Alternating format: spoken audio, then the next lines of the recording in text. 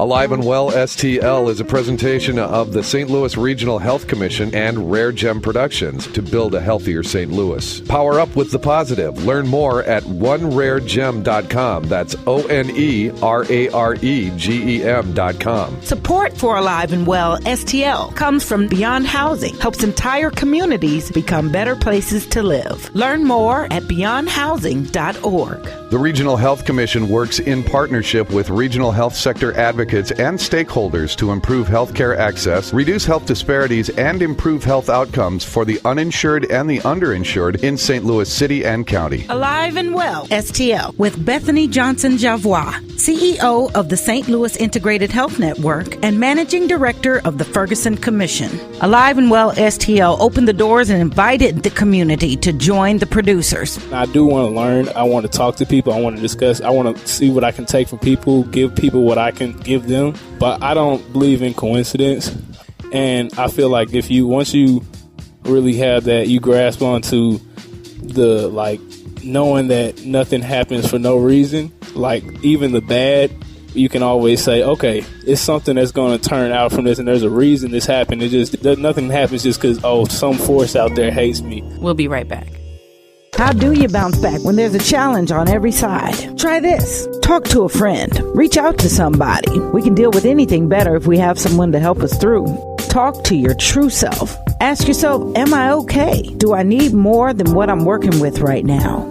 Pause. Take a minute to breathe and find out exactly what's going on with you. You've got to build your mind like you build your body, your mental health, just as you would physical health. Find out what you can do. Take 5 and go to aliveandwellstl.com.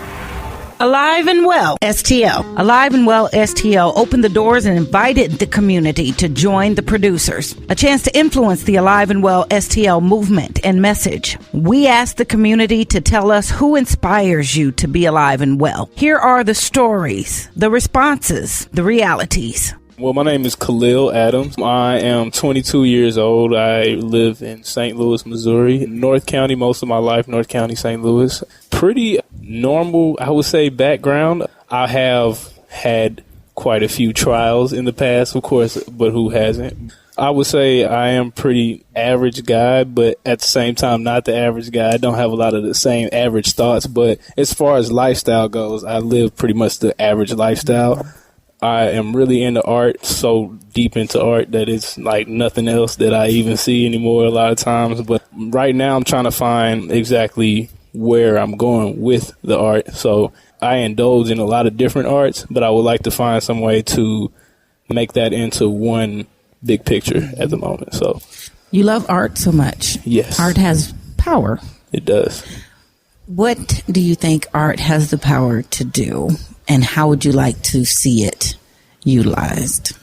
It's no way for me to say what power art has over everyone else, but I believe that art can be used. It's something that medicine can't do for you. It's something that sometimes not even somebody else's advice can do for you. It's kind of I look at it as like sometimes a map for yourself, and as in like a personal legend, something that you can use as a guide, something that you can use as a tool. It may be therapeutic, but through that therapy, a lot of times you get clarity. And through that clarity, that's how you see where you need to go. You said you've been through some things. Yes. Yes, I have been through some things. A lot, yeah. But they don't seem to have you downtrodden today. No, they don't. And I like to go by, I don't believe in coincidence. And I feel like once you really have that, you grasp onto the, like, knowing that nothing happens for no reason, like even the bad, you can always say, okay, it's something that's going to turn out from this, and there's a reason this happened. Nothing happens just because, some force out there hates me. I don't believe that at all, and I believe no coincidences at all. And I've learned from a lot of the mistakes I made, and it's hard to see, like, when it happens, it's not something that immediately you know, this happened for that. It may take 2 years, it may take 10, but in the end, the results so far for me, I'm only 22, but the results so far for me, I've always learned. Well, we're here with Alive and Well STL today to talk about how the things that we go through and some of our past experience, our traumatic experiences, create a condition that can make us sick. Right. We're trying to let other people know that those things are contributed to them and how to better deal with them, address them, identify it in people that we care about. So you've come to some great understandings through yours. Yes. Is there something that you learned here today that enlightened you or equipped you or helped you see things differently? Oh, learned here today, not necessarily like I learned something that I needed to write down, but it's always experiences that I think it's like life doesn't come as like a rule book or a set of lessons. So like I didn't necessarily come here and check off certain lessons, but it's opening doors that I'm really big on. Like my generation doesn't like to just open doors, like literally open doors and just go in places that they've never been into. And I think that like doing things like this, I should see more people my age here doing things like this. I should see the people that want to start these businesses that are on Facebook promoting their business, but they're not coming to places and making face-to-face interactions and things like that. So I didn't necessarily like say, I'm not going to lie, say I learned a bunch of stuff because I've only talked to about 4 or 5 people, but it's the experience that counts, and it's the fact that I came here today. What drew you here today? Oh, well, I was guided by Rosetta Keaton, but what drew me here was the fact that I have never been to, like I said, I'm not going to sit up and say, like, I'm a professional at doing this. I go to all kind of networking events. I've never been to a network event. One was there for me to go to, so I went. It was one of those things. And then I do want to learn. I want to talk to people. I want to discuss. I want to see what I can take from people, give people what I can give them. But, yeah, that's what I got out of this today. Well, I'm going to draw from that willingness. You have something to give. Yes. We want some encouragement or something. That's why we say community producers. We're trying to communicate a message. We're trying to reach people. What do you have to give? How should we frame this? How can we connect? You talked about your generation. There was another young man in your generation who's 20. Yes. He didn't have the same optimism. Right. What would you give him to help him be in a better place of balance and certainty like we see in you? So can I ask you a question? So he didn't have optimism. How did you find out that he didn't have optimism? He shared. What way? He just didn't have faith in like his generation? His concern was that he can't get up in the morning and leave his house and go where he needs to go without feeling unsafe, without feeling like somebody's going to get after him, that his life was in danger, that there wasn't any opportunity or hope. And he was discouraged that we do a lot of talk and not take any action and things aren't going to change. And he was angry. Right. Well, really for that, I don't know. You just asked more to the story. You just asked the crux of what we do here instead of, well, what's wrong with him? Right. Exactly. You said what happened to him. Exactly. That he felt that way. And I think that's a real big issue. Like there's a disconnection with the youth. And I'm going to say these people that are trying to tell us what to do, as in the generation before. And that disconnection it's nothing more than just that. It's a disconnection because you guys don't know. You guys don't know. And a lot of times, like if I sat here and had that conversation with him, I bet you it would go way more into detail and we would have a totally different conversation. And yeah, but I think it needs to start with both sides recognizing that disconnection. And if we can recognize that disconnection, like I don't know his situation. I don't know. He might really have, it might be people on his head all day long. To him, there's nothing I can do about that personally. But what encouragement do you have for him? My encouragement is we live in the do-it-yourself era. You can't sit around and like, I understand everybody has their own circumstances, but it's so much you can do. So much you can do for yourself that you couldn't do 10 years ago, 20 years ago. Like this social media, people, you can use this to do all kinds of things. And people don't use it the correct way. I understand it's fun, and it's cool passing around videos and everything like that. But we just have access to so much to be making excuses. Too much. So you just helped find out where you fit, didn't you? You knew, but he didn't. 2 years different, same gen. Just saying. Alive and well, STL.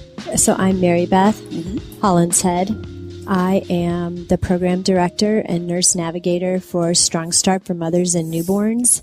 Love that. And you? And my name is Jennie Oberkrom. I am a licensed clinical social worker and the program coordinator for Strong Start for Mothers and Newborns and Signature Medical Group, as well as a prenatal care coordinator. Wow. So how did you come to find out about community producers today? So we attended the Maternal Child and Family Health Coalition meeting this last Thursday, and Jennifer spoke there and told us a little bit more about toxic stress and trauma, and then gave us these handouts to attend the event today, and we felt compelled to come and share some of the stories that we have had the honor of witnessing. We'd like you to do that. What did you discover since you've been here? Anything new? Well, there's a lot of things that we discovered as new. It just the awareness and the openness, the support that, first of all, the attendance, there's a real need in the community, and that's very apparent.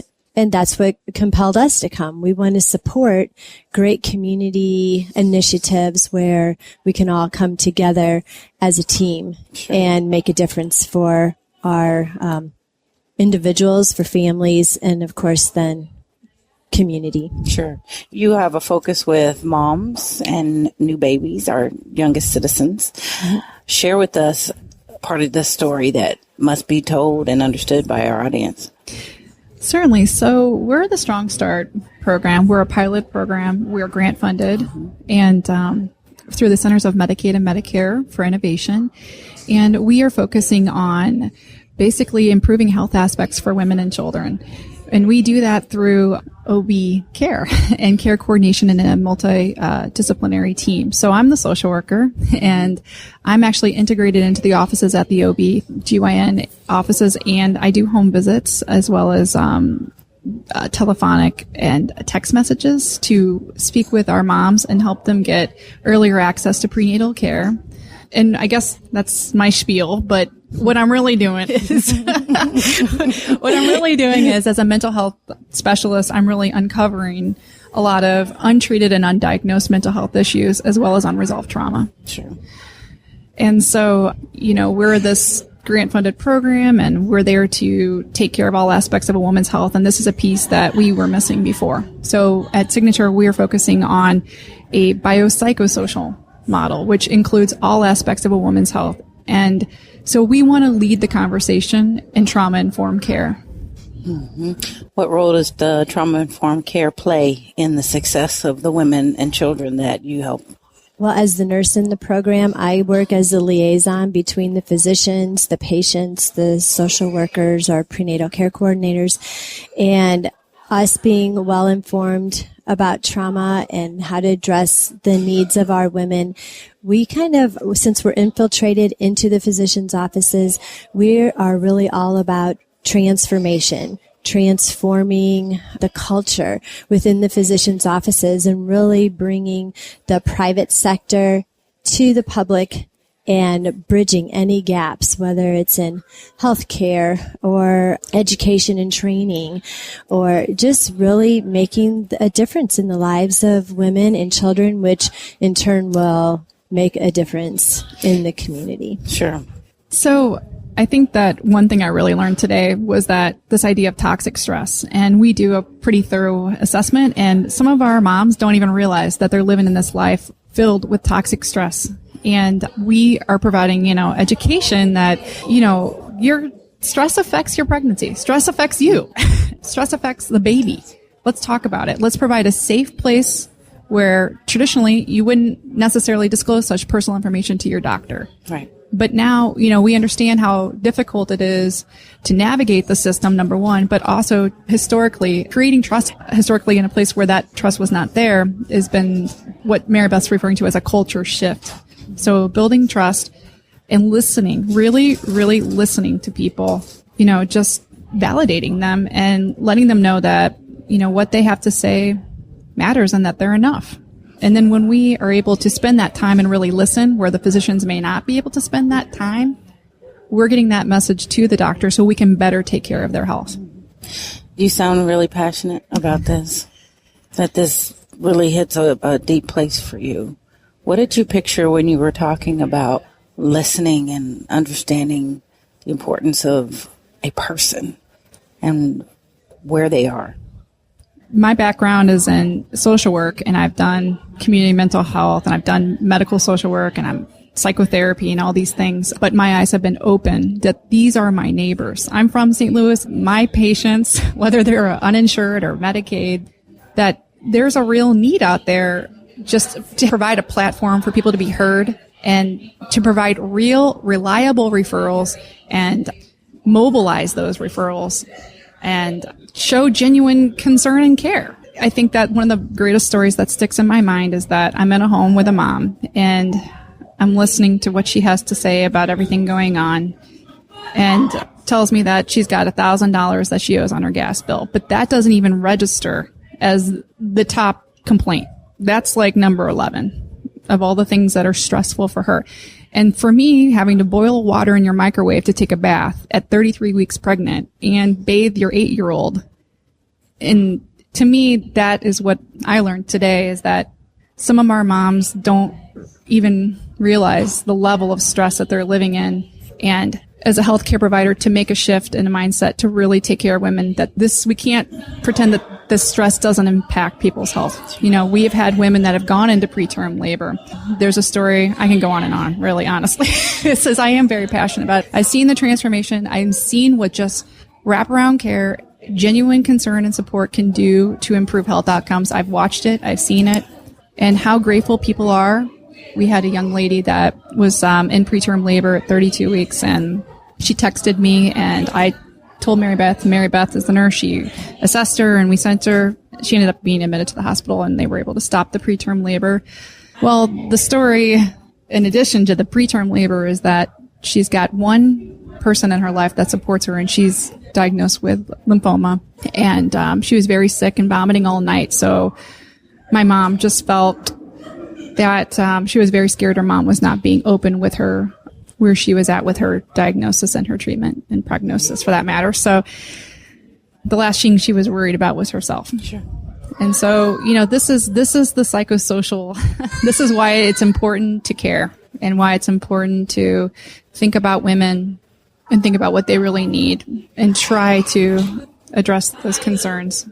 And when she saw her physician in the hospital, to know that not only once did she have me, she had another person, Mary Beth, and she had her doctor there to reassure her.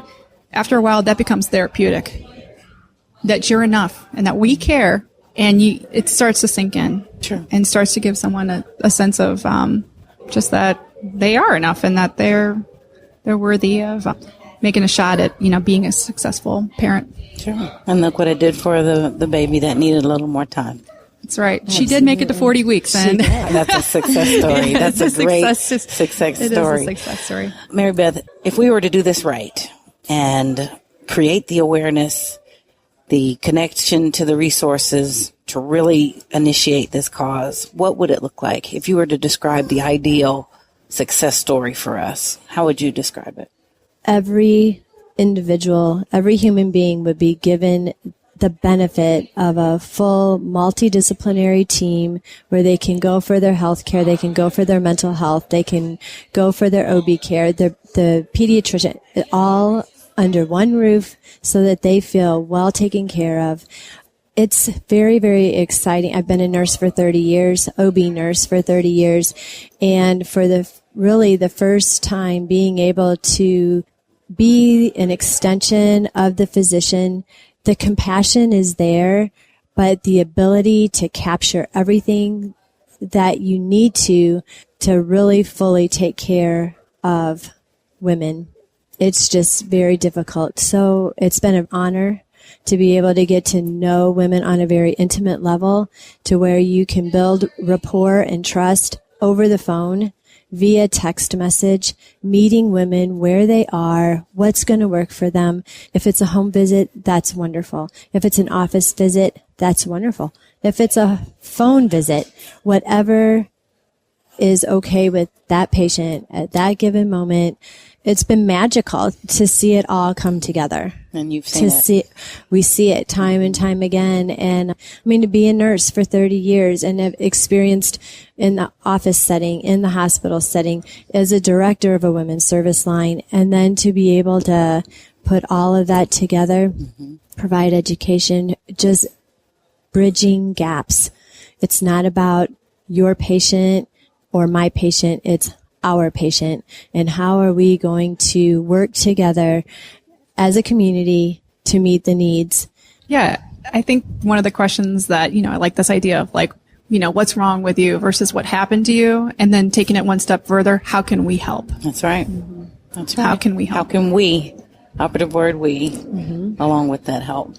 Very excited about what you shared today. Thank you. Thank you. Thank you. Thanks for giving us the opportunity, and we're very excited about your initiative of community health and well-being, and whatever we can do to be a part of that and partner, we're right here with you. Please do.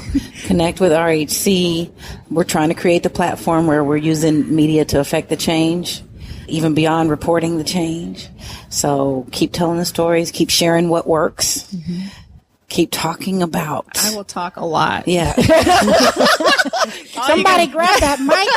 Get the mic What else? from this lady. I'm very passionate. You can't shut me up. No, this is wonderful, and I'm thankful that you were a part of it. Thank you both. Thank you. We're excited to have you join us with the Alive and Well STL movement. Alive and Well STL is now a community-wide effort focused on reducing the impact of stress and trauma on our health and well-being. The research is clear. Stress and traumatic experiences are making many of us sick, and together are the leading cause of poor health outcomes. Take 5.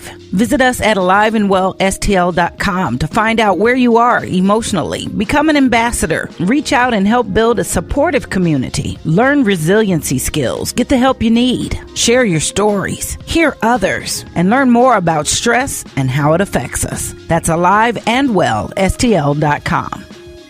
Alive and Well STL. We are grateful for your gift of time to this conversation. We encourage you to stay involved and get involved. You are invited to join the conversation. If you, your family, or your organization is interested in talking about how we better the well-being of the region, sign up for more information, join the conversation, log on to aliveandwellstl.com, and let's build a plan on how we can work together and improve our overall health and become alive and well. The Regional Health Commission with Chief Executive Officer Robert Friend Jr. committed to providing a detailed review of change over the past decade and 14 leading health indicators for the city and county of St. Louis. The first decade review of health status report, an update to building a healthier St. Louis. Discover the narrative, the data, and celebrate the progress already made to improve healthcare access and reduce health disparities in our region. Learn more at stlrhc.org.